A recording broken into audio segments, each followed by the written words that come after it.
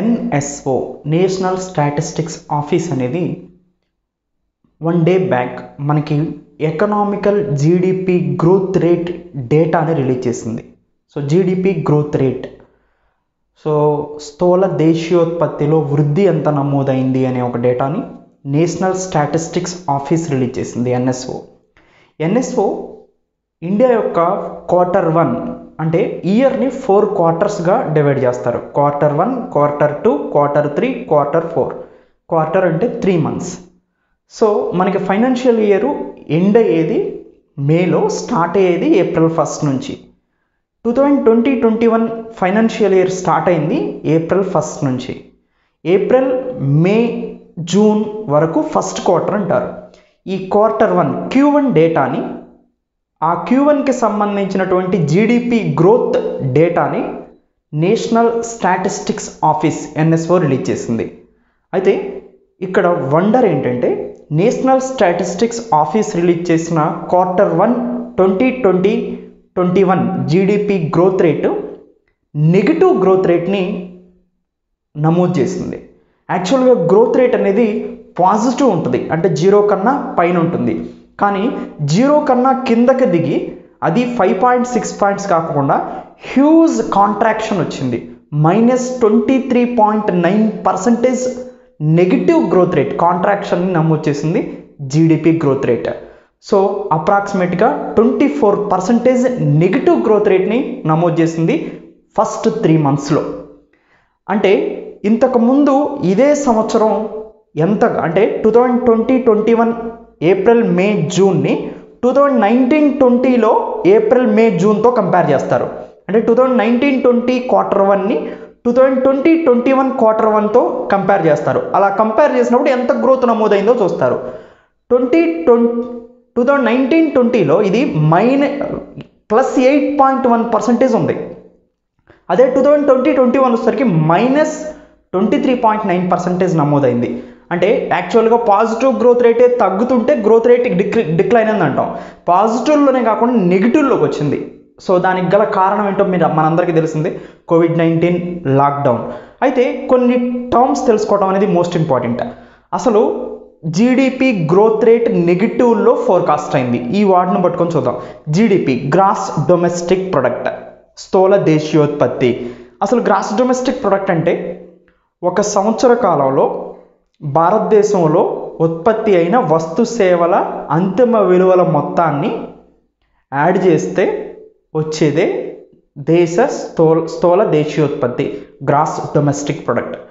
సింపుల్గా లేమ్యాన్ టర్మ్స్లో మీకు ఈజీగా అర్థం కావాలంటే, సపోజ్ ఒక ఫ్యామిలీ యొక్క ఇన్కమ్ అంటే ఏం చేస్తామంటే ఆ ఫ్యామిలీలో వైఫ్, హస్బెండ్, చిల్డ్రన్స్ వీళ్ళందరి యొక్క ఇన్కమ్ని యాడ్ చేస్తే ఆ ఫ్యామిలీ ఇన్కమ్ వస్తుంది.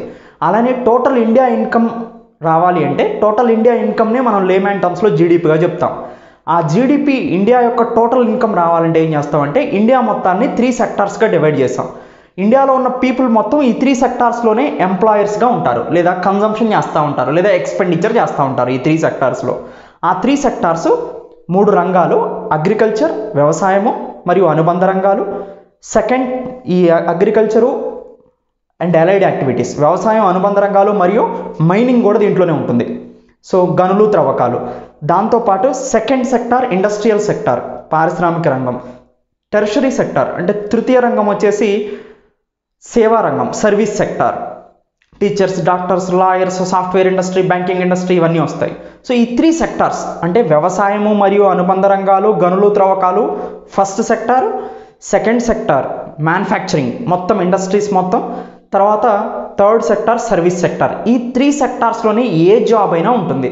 సో మీరు చేసే వర్క్ కానీ, మీరు చేసే ఎక్స్పెండిచర్ కానీ, మీకు వచ్చే ఇన్కమ్ కానీ ఈ 3 సెక్టార్స్లోనే ఉంటుంది. అంటే అందరూ భారతదేశంలో ఉన్న మొత్తం కూడా ఈ 3 సెక్టార్స్లో కవర్ అవుతారు.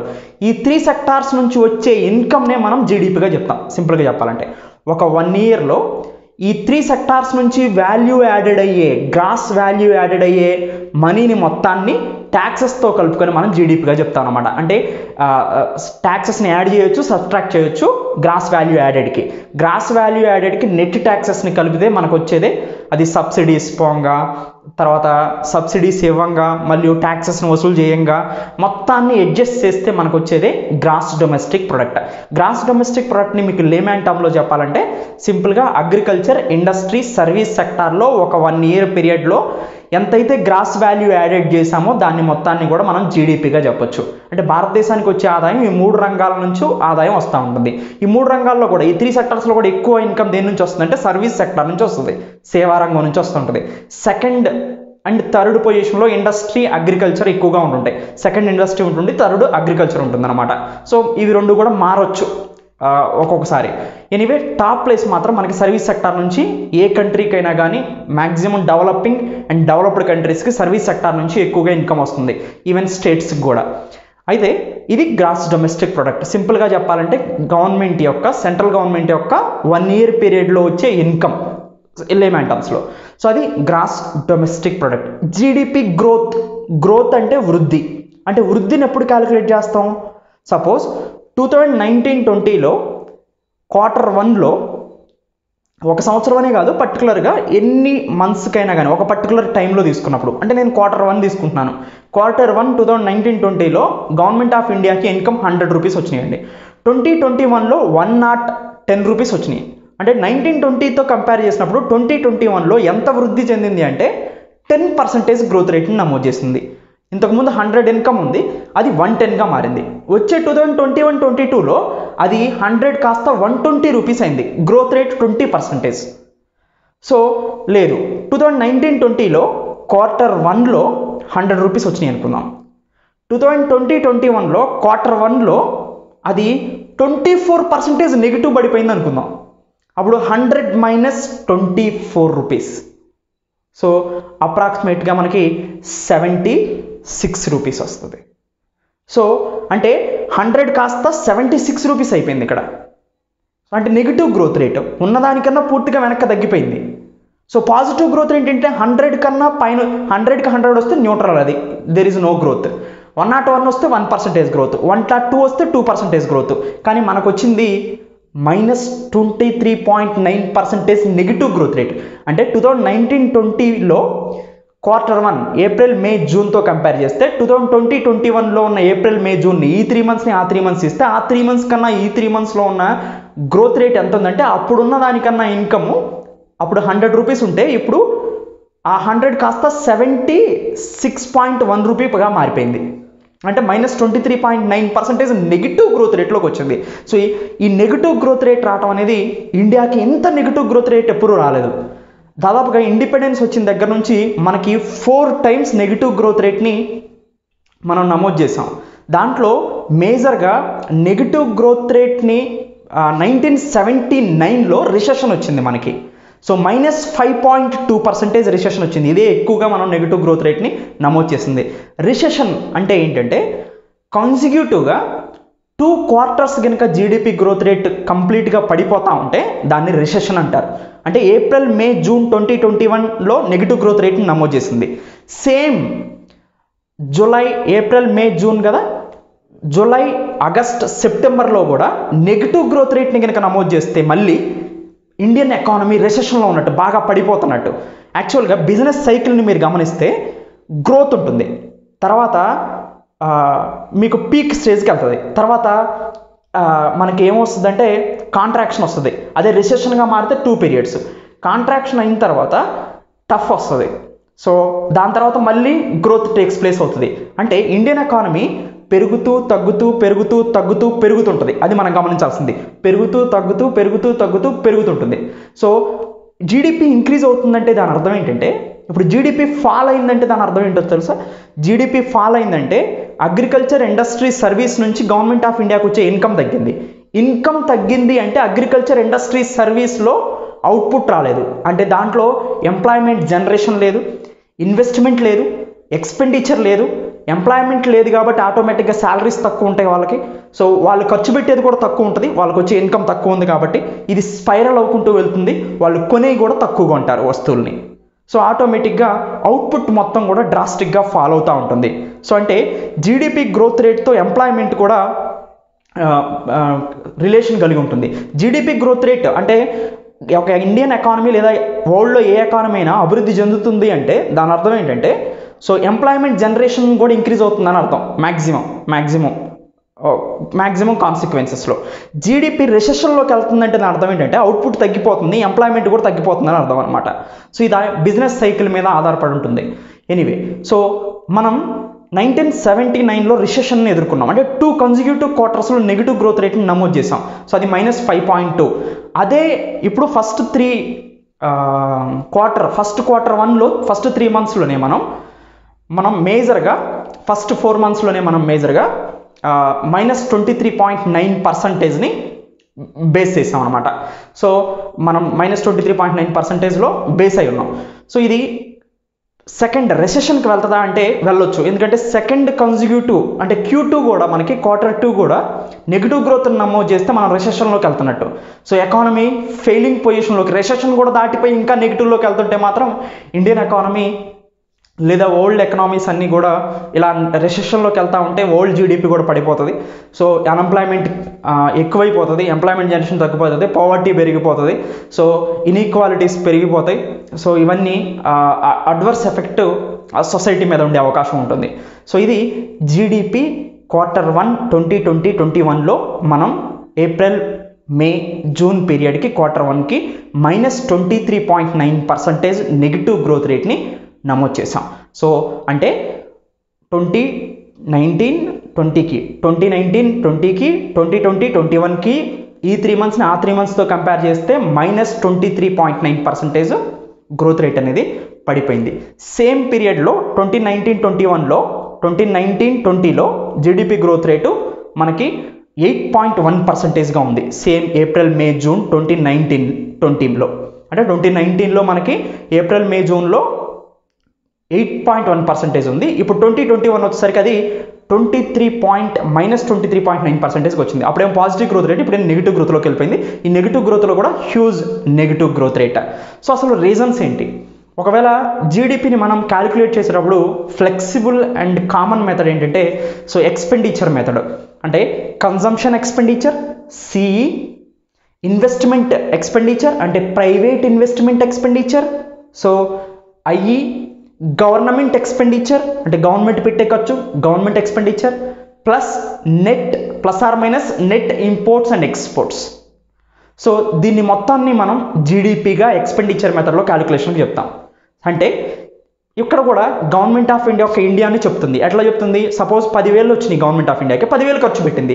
సో 10,000 ఖర్చు పెట్టింది చెబితే ఎంత వచ్చిందో కూడా అర్థమైనట్టే. అందుకని ఎక్స్పెండిచర్ మెథడ్లో మనం consumption expenditure plus private investment expenditure plus government expenditure plus or- net exports ఇంపోర్ట్స్ని కలిపితే మనకి టోటల్ జీడిపి వస్తుంది. సో మనకి మేజర్ రీజన్స్ ఏంటి, అసలు ఎందుకు జీడిపి గ్రోత్ రేట్ పడిపోయింది అని ఒకసారి మనం గమనిస్తే మేజర్గా లాక్డౌన్ ఉండటం వల్ల అగ్రికల్చర్ కానీ, ఇండస్ట్రీ కానీ, సర్వీస్ కానీ, మేజర్గా ఇండస్ట్రీ సర్వీస్ సెక్టార్లో అవుట్పుట్ తగ్గిపోయింది. అంటే గూడ్స్ అండ్ సర్వీసెస్ ప్రొడక్షన్ తగ్గిపోయింది. గూడ్స్ అండ్ సర్వీసెస్ ప్రొడక్షన్ తగ్గిపోయిందంటే ఎంప్లాయ్మెంట్ తగ్గిపోతుంది. సో మనం చూస్తున్నాం ఫుల్ శాలరీ బదులు హాఫ్ శాలరీ ఇచ్చారు. వీళ్ళకి ఫుల్ శాలరీ వచ్చేటప్పుడు వీళ్ళు ఖర్చు పెడతారు ఇంకొక దాని మీద. అంటే వీళ్ళు సపోజ్ ఇన్వెస్ట్మెంట్ ఎక్స్పెండిచర్ ఎక్కువ చేస్తారు. వీళ్ళు ఎక్స్పెండిచర్ ఎక్కువ చేస్తున్నారు, వస్తువులు కొంటున్నారంటే ఆ వస్తువులు కొనినప్పుడు ఆ వస్తువులు తయారు చేసే సంస్థలు ఏవైతే ఉన్నాయో అవి డెవలప్ అవుతాయి, దాంట్లో ఎంప్లాయ్మెంట్ పెరుగుతుంది. మళ్ళీ ఎంప్లాయ్మెంట్ పెరిగిందంటే వాళ్ళకి ఇన్కమ్ వస్తే వాళ్ళు వేరే వస్తువులు కొంటారు, మళ్ళీ ఎంప్లాయ్మెంట్ పెరుగుతుంది. ఇది స్పైరల్ అవుతూ ఉంటుంది. ఒకవేళ ప్రొడక్షన్ లేదు, అవుట్పుట్ తగ్గిపోయింది, ఆటోమేటిక్గా ఇండస్ట్రీ సర్వీస్ సెక్టార్ పడిపోయినప్పుడు ఆ దాంట్లో పనిచేసే ఎంప్లాయీస్కి కానీ ఎంప్లాయ్మెంట్ ఆపర్చునిటీస్ తక్కువగా ఉంటాయి. న్యూ ఎంప్లాయ్మెంట్ ఆల్రెడీ ఎంప్లాయీస్కి శాలరీస్ రాక వాళ్ళు ఎక్స్పెండిచర్ తగ్గించుకుంటారు. ఆటోమేటిక్గా అవుట్పుట్ అనేది పడిపోతుంది. ఎందుకంటే వీళ్ళు ప్రొడ్యూస్ చేయరు, డిమాండు లేదు అక్కడ, ఎందుకంటే ఇన్కమ్స్ తక్కువ ఉన్నాయి కాబట్టి. సో ఇది డిమాండ్ అండ్ సప్లై ప్రాబ్లమ్స్కి వెళ్ళిపోయి కంప్లీట్గా సో అవుట్పుట్ తగ్గిపోయి గవర్నమెంట్ ఆఫ్ ఇండియాకి జీడిపి అనేది బాగా అగ్రికల్చర్, ఇండస్ట్రీ, సర్వీస్ నుంచి వచ్చే ఇన్కమ్ మొత్తం కూడా గ్రాస్ వాల్యూ యాడెడ్ టర్మ్స్లో తగ్గిపోతూ ఉంటుంది అనమాట. సో ఒక్కొక్క దాన్ని మనం క్లియర్గా చూస్తే consumption expenditure, CE. Consumption expenditure అంటే మనం అందరం వస్తువులు కొంటా ఉంటాం. అప్పుడు ఎంత కొంటే అంత అవుట్పుట్ పెరుగుతుంది, అంత ప్రొడక్షన్ చేయడానికి కంపెనీలు ముందుకు వస్తాయి. ఇప్పుడు ఎంప్లాయ్మెంట్ పెరుగుతుంటుంది, ఎంప్లాయ్మెంట్ పెడితే వాళ్ళకి ఇన్కమ్లు పెరుగుతాయి, వాళ్ళకి ఇన్కమ్ పెరుగుతుందంటే ఆటోమేటిక్గా వాళ్ళు మళ్ళీ ఇంకొక ఎక్స్పెండిచర్ చేస్తారు, కన్జంప్షన్ ఎక్స్పెండిచర్. ఇప్పుడు కన్జంప్షన్ ఎక్స్పెండిచర్ చేయడానికి మనీ లేవు, ఎందుకంటే లాక్డౌన్ పీరియడ్లో శాలరీస్ లేవు, న్యూ జాబ్స్ లేవు, అవుట్పుట్ బాగా తక్కువ ఉంది, ఆఫ్ శాలరీస్ ఉన్నాయి. సో అంటే కన్జంప్షన్ నేను చేయడానికి, పీపుల్ అందరూ కన్జంప్షన్ చేయడానికి వాళ్ళ దగ్గర మనీ లేవు. సో ఎందుకు? Due to COVID-19 lockdown. So consumption point of వ్యూలో వెనకబడిపోయినాం. సో కొత్తగా మనీ ఉన్న వాళ్ళు కూడా స్పెండ్ చేయట్లేదు మనీని, ఎందుకంటే ఫ్యూచర్లో పరిస్థితి ఎలా ఉంటుంది అనేది. Next investment expenditure, private investment. So private investment మేజర్గా మైక్రో స్మాల్ మీడియం ఎంటర్ప్రైజెస్ కానీ అదర్ పర్సన్స్ కానీ ఈ COVID-19 పీరియడ్లో డిమాండే లేదు, మరి సప్లై పెంచుకొని ఏం చేస్తారు? అందుకని ఇన్వెస్ట్మెంట్ చేయట్లేదు. కానీ గవర్నమెంట్ ఆత్మనిర్భర్ భారత్ అభియాన్లో చేసిన మిస్టేక్స్ ఏంటంటే సప్లై సైడ్ పెంచారు కానీ డిమాండ్ సైడ్ ఏం పెంచలేకపోయారు, అది మేజర్ ప్రాబ్లం. సప్లై సైడ్ బాగా ఇంక్రీజ్ చేశారు, అంటే ఇన్సెంటివ్స్ బాగా ఇంక్రీజ్ చేశారు, లోన్ ఫామ్లో అయి ఉండొచ్చు, సో అదర్ ఫ్లెక్సిబుల్ మెజర్స్ ఫామ్లో ఆత్మనిర్భర్ భారత్ అభియాన్ కింద ఎంఎస్ఎంఈస్కి కానీ అదర్ సెక్టార్స్కి కానీ అవైలబిలిటీ ఆఫ్ మనీని పెంచారు, కానీ ఓన్లీ సప్లై సైడ్ ప్రాబ్లమ్స్ని రిజాల్వ్ చేయడానికి ట్రై చేశారు కానీ డిమాండ్ సైడ్ చేయలేదు. ఇప్పుడు కుర్చీలు తయారు చేసే షాప్ ఉంది, ఆ కుర్చీలు తయారు చేసే ఎంఎస్ఎంఈ ఉంది, దానికి బాగా ఇన్సెంటివ్స్ ఇచ్చి చైర్స్ బాగా తయారు చేశాడు, అసలు కొనేవాడే లేడు, ముందు కొనడానికి ముందుకు మనీ లేదు కదా, కొనడానికి మనీ లేనప్పుడు చైర్లు ఎన్ని తయారు చేసి అక్కడ పెడితే ఉపయోగం ఏముంది? సో అందుకని సప్లై సైడ్ కన్స్ట్రెంట్స్ని చూశారు కానీ డిమాండ్ సైడ్ని చూడలేదు, అదే ఆత్మనిర్భర్ భారత్ అభియాన్లో ఉన్న మేజర్ డిసడ్వాంటేజ్ అనమాట. సో అందుకనే కన్జంప్షన్ చేయడానికి నాకు పెట్టే అంత స్తోమత లేదు, అందుకని కన్జంప్షన్ ఎక్స్పెండిచర్ లేదు. మరి ఇప్పుడు ప్రజలందరూ కొనకపోతే ఏమవుద్ది? వస్తువులు సేవలను వినియోగించుకోవట్లేదు, కొనట్లేదు వీళ్ళు, ఆటోమేటిక్గా డిమాండ్ పడిపోతుంది. సో వచ్చే ఇన్కమ్ తగ్గిపోతూ ఉంటుంది, కంపెనీలకి తగ్గుతుంది, అలానే వీటి నుంచి ట్యాక్స్ వసూలు చేసే గవర్నమెంట్ ఇన్కమ్ కూడా పడిపోతూ ఉంటుంది. నెక్స్ట్ అవుట్పుట్ మొత్తం తగ్గిపోతూ ఉంటుంది, ఎందుకంటే లెస్ ఎక్స్పెండిచర్ చేస్తున్నాం మనం, అన్ని వస్తువులని సేవల మీద కొనట్లేదు ఎక్కువగా. నెక్స్ట్ ప్రైవేట్ ఇన్వెస్ట్మెంట్ కూడా మాట్లాడాం, ప్రైవేట్ ఇన్వెస్ట్మెంట్ కూడా రావట్లేదు. గవర్నమెంట్ ఎక్స్పెండిచర్, సో దీన్ని కీన్సన్ ఎకానమిక్స్ అంటారు, అంటే గవర్నమెంట్ ఇంటర్వ్యూర్ అయ్యి రిసెషన్ టైంలో ఎక్స్పెండిచర్ చేస్తే కొంత జీడిపి గ్రోత్ రేట్ని తీసుకురావచ్చు అనేది ఉద్దేశం. కానీ గవర్నమెంట్ ఎక్స్పెండిచర్ ఎక్కడ ఉండాలి? ఇన్ఫ్రాస్ట్రక్చర్ ప్రాజెక్ట్ మీద ఉండాలి, అసెట్ క్రియేషన్స్ మీద ఉండాలి. కానీ ఆత్మనిర్భర్ భారత్ అభియాన్లో 10% ఆఫ్ జీడిపి ఎక్స్పెండిచర్ని ఎక్స్ట్రా చేశాం, 10% ఆఫ్ జీడిపిలో ప్యాకేజ్ని అనౌన్స్ చేశారని చెప్పారు. కానీ ఎంత మనీని ఇచ్చినా కానీ అది ఫ్లెక్సిబుల్ మెజర్సే, లోన్ ఫామ్లోనో లేదా సప్లై సైడ్ ప్రాబ్లమ్స్ రాకోకుండా ఇన్సెంటివ్స్ ఇచ్చారే కానీ డిమాండ్ సైడ్ ప్రాబ్లమ్స్ని సాల్వ్ చేయకపోయారు. సో అందుకని గవర్నమెంట్ ఎక్స్పెండిచర్ కీన్సన్ ఇంటర్వెన్షన్ ఎంత చేసినప్పటికీ కూడా సప్లై సైడే చేశారు కానీ డిమాండ్ సైడ్ చేయకపోవడం వల్ల సో కొనేవాళ్ళు లేకుండా పోయారు. సో గవర్నమెంట్ ఎక్స్పెండిచర్ అనేది మేజర్గా ఇన్ఫ్రాస్ట్రక్చర్ పైప్ లైన్ మీద ఎక్కువగా ఇండ్యూస్ చేస్తే సో ఫ్యూచర్లో గ్రోత్ టేక్స్ ప్లేస్ కావడానికి అవకాశం ఉంది. Net imports and exports add చేస్తాం. ఎక్స్పోర్ట్స్ ఎక్కువగా ఉంటే ఇక్కడ మనం పాజిటివ్గా ఉంటాం, ఇంపోర్ట్ ఎక్కువగా ఉంటే మనం నెగిటివ్గా ఉంటాం. మన ఇండియన్ పర్స్పెక్టివ్లో మనకు తెలుసు ఇంపోర్ట్స్ చాలా ఎక్కువ. సో రీసెంట్ పీరియడ్లో ఆయిల్ ప్రైసెస్ తగ్గినప్పటికీ కూడా మన మీద ఇంపోర్ట్ బర్డెన్ పడుతూనే ఉండింది. ఎక్స్పోర్ట్స్ చేయడానికి అసలు అవకాశం లేదు, ఇంటర్నల్ కన్జంప్షనే మనకి ఇండియాలో ఎక్కువగా, అలాంటి ఇంటర్నల్ కన్జంప్షనే లేదు. ఎక్స్టర్నల్గా ఎక్స్పోర్ట్ చేయడం అనేది ఎందుకు ఇంక్రీజ్ అవుతుంది COVID-19 లాక్డౌన్ పీరియడ్లో? సో అదర్ కంట్రీస్ కూడా సుముఖంగా ఉండవు ఇంపోర్ట్ చేసుకోవడానికి, అందుకని ఇండియా యొక్క ఎక్స్పోర్ట్స్ తగ్గినాయి. సో ఆటోమేటిక్గా ఓవరాల్గా కన్జంప్షన్ ఎక్స్పెండిచర్, ప్రజల యొక్క వ్యయం తగ్గింది, ప్రైవేట్ ఇన్వెస్ట్మెంట్ తగ్గింది, అంటే ప్రైవేట్ వ్యక్తులు పెట్టే పెట్టుబడులు తగ్గినాయి, గవర్నమెంట్ ఎక్స్పెండిచర్ తగ్గింది. సో గవర్నమెంట్ ఎక్స్పెండిచర్ అనేది ఇన్ఫ్రాస్ట్రక్చర్ మీద చేయలేదు సరిగా, తర్వాత import and exports point of వ్యూలో ఎక్స్పోర్ట్స్ కూడా చేయలేని పరిస్థితిలో ఉన్నాం. అందుకని COVID-19 లాక్డౌన్ పీరియడ్లో భారతదేశం ఎక్కువగా సంపదను సృష్టించుకోలేకపోయింది అగ్రికల్చర్, ఇండస్ట్రీ, సర్వీస్ సెక్టార్స్ నుంచి.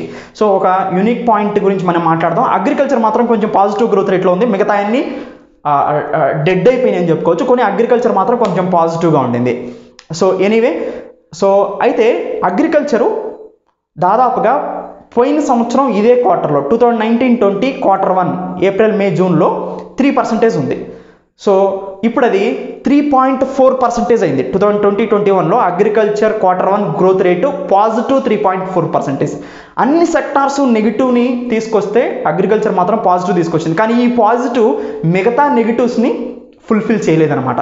అయితే ఎందుకు అగ్రికల్చర్ మాత్రం పాజిటివ్ గ్రోత్ రేట్లో ఉందంటే టయానికి మాన్సూన్ రావటం, వర్షాలు సరిగ్గా టయానికి పడటం, దాంతోపాటు రూరల్ ఏరియాస్లో మేజర్గా COVID-19 ఎఫెక్ట్ ఫస్ట్ లేకపోవటం. సో ఆ సీజన్కి ఇప్పటికి కూడా రూరల్ ఏరియాస్లో కొంచెం తక్కువగానే ఉందని చెప్పుకోవాలి. అర్బన్ ఏరియాసే మోస్ట్ సఫర్డ్ కాబట్టి. సో అందుకని అగ్రికల్చర్ యాక్టివిటీస్కి అంత ఎక్కువగా ఇబ్బంది కలగలేదు. లేబర్ వర్కర్స్ ఎక్కువగా ఇండస్ట్రీస్లోనే ఉంటారు, కానీ ఒకళ్ళ దగ్గర నుంచి ఒకరికి మైగ్రేషన్ అయిన వాళ్ళు అగ్రికల్చర్లో చాలా తక్కువ మంది ఉంటారు. సో అందుకని అగ్రికల్చర్ అనేది లోకల్ పీపుల్ మీద డిపెండ్ అయి ఉంటుంది కాబట్టి రూరల్ ఏరియాలో కోవిడ్-19 అంతగా స్ప్రెడ్ అవ్వలేదు. మాన్సూన్ బాగా ఉంది, వర్షాలు బాగా కురిసినాయి. సో అగ్రికల్చర్కి సంబంధించిన గవర్నమెంట్ ఇన్సెంటివ్స్ బాగా ఉంది. ప్రధానమంత్రి కృషి వికాస్ యోజన కానీ, ప్రధానమంత్రి కృషి సించాయి యోజన కానీ, తర్వాత పిఎం కిసాన్ ఇన్సెంటివ్స్ ఇవ్వటం కానీ, ఈ ప్రోగ్రామ్స్ వల్ల కూడా అగ్రికల్చర్ అవుట్పుట్ అనేది బంపర్ అవుట్పుట్ రావడం జరిగింది. సో అదర్ ఇయర్స్తో పోల్చుకుంటే కూడా అగ్రికల్చర్ అవుట్పుట్ ఈ సంవత్సరం బాగా ఇంక్రీజ్ అయిందని చెప్పుకోవచ్చు. సో అందుకనే అగ్రికల్చర్ అనేది పాజిటివ్ 3.4%. సో ప్లస్ 3.4% గ్రోత్ రేట్ని నమోదు చేసింది.